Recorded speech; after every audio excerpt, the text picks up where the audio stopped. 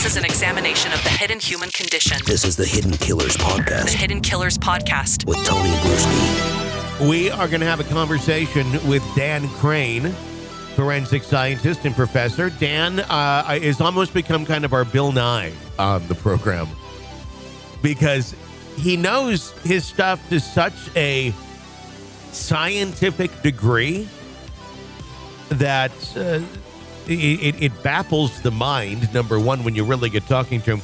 But he's very good at communicating DNA science, forensic science, in a way that we all can understand. And what we're going to talk about today really kind of does need a lot of that. Dan actually sent me over a document earlier about the topic we're going to be talking about, which relates to DNA in the system, how it's used, the access that people have to it or authorities have to it or lack thereof in solving crimes, and interesting and sometimes disturbing matches that can be made within DNA where it's not always accurate. It can be sometimes due to human error. We're going to talk about all of that with Dan. And Dan, I don't even know where to begin a question on this, so I'm just going to kind of open it up to you as we get this very interesting lesson in the criminal DNA databases. So that letter to the editor of Science was published in 2009. And at that time, the National Offender Database had 7 million DNA profiles within it.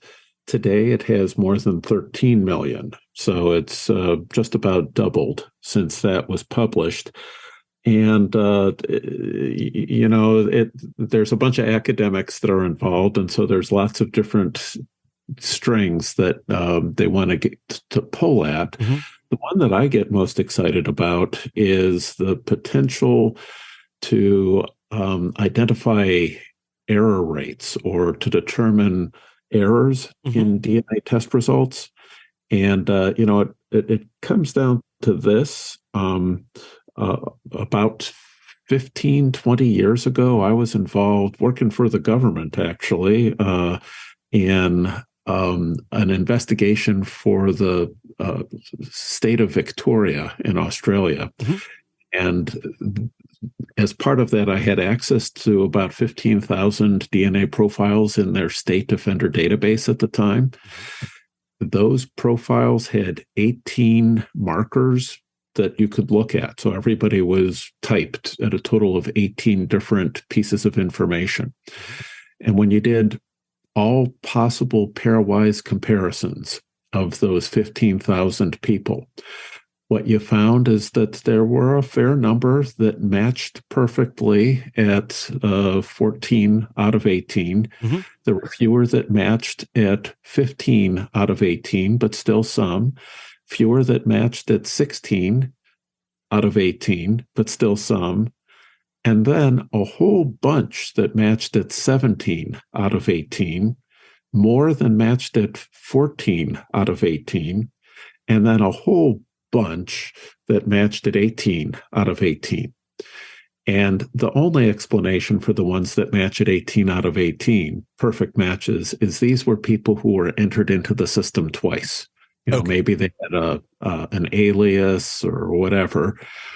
But where it's interesting is the ones that match at 17 out of 18, because the only explanation for them is those are people that got entered twice, but there was a mistake in one of the two times that their DNA got entered into the system. And that translated into an error rate of 1 in 300. Oh, wow. So, yeah. And when you're talking about chances of a coincidental match in the quintillions or the bazillions, if you prefer, and yet you make a mistake every 300th time that you try to generate a DNA profile, the bazillion number doesn't matter anymore. It gets swamped out by that chance of making a mistake. And I think the general public should be very interested in that, because that if nothing else, that means that we have a pretty good potential to be missing opportunities to generate useful investigative leads, right? So if there's a DNA sample you collect from a crime scene Mhm. and you don't have a suspect, and you search that CODIS database to see if you can find somebody who matches, you're, unnecessarily having them, every 300th time you do that, not to generate a lead. And I think that's an unacceptably high failure rate, given the consequences of having a rapist or a murderer that goes without being apprehended. How would something like that be corrected? Because we are talking about, something going wrong, some human error, if I'm correct, in terms of this information being inputted. Take that out of the equation, which I don't know that you really can, human error, unless we take humans out of the equation, which AI is doing a lot of. How do you correct something like that to make it more accurate? Well, one of the things that you might be able to, that you might find if you did that type of pairwise comparison of the 13 million profiles in the federal database, is you might find that the errors happened much more frequently at one of the locations than at others. And, we look right now, there are 13 CODIS loci that every laboratory generates test results for. Maybe one of those loci just is more error prone than others. Maybe the biology just doesn't work as well for that one locus, that one location. And when you do your database search, maybe you don't include that one, right? Or maybe you include it, but you factor in that you discount it because that one is just more prone to having a mistake. So there's things like that could be done in a way that would make the system work much better than it is. What sort of issues are coming out within the system? What sort of complaints are investigators raising about the system as it is right now? Well, we're talking today in the wake of one of the largest intelligence leaks in the last decade, if not several decades, within the United States. Boy, the security associated with this CODIS database is clearly much better. Either that, or people are much less interested in it than what it is that the Pentagon is doing, because it's airtight. No one aside from a very small number of people has access to these profiles in the convicted offender database. And so that's a point of some concern. Secrecy, the sunshine's the best disinfectant, right? And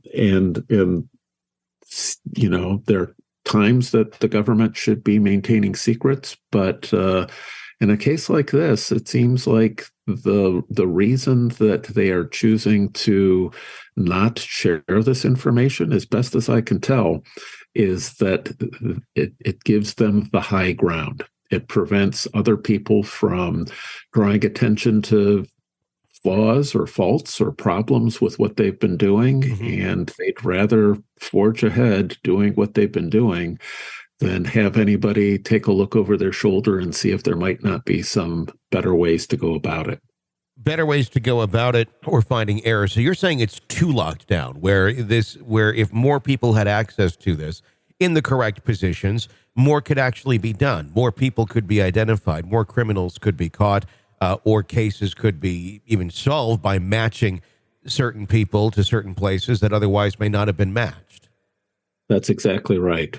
And, and again, that's the facet of this that I find most interesting and most appealing. But as I mentioned a bit ago, there's a good half dozen to maybe a dozen different other sort of esoteric population genetic kind of analyses that might be done as well that could have some important implications for how much statistical weight gets attached to samples, and could also be very helpful with the continued development of what are called probabilistic genotyping systems. These are expert systems that are used to interpret test results that human analysts say are just too complicated for them to be able to make sense of.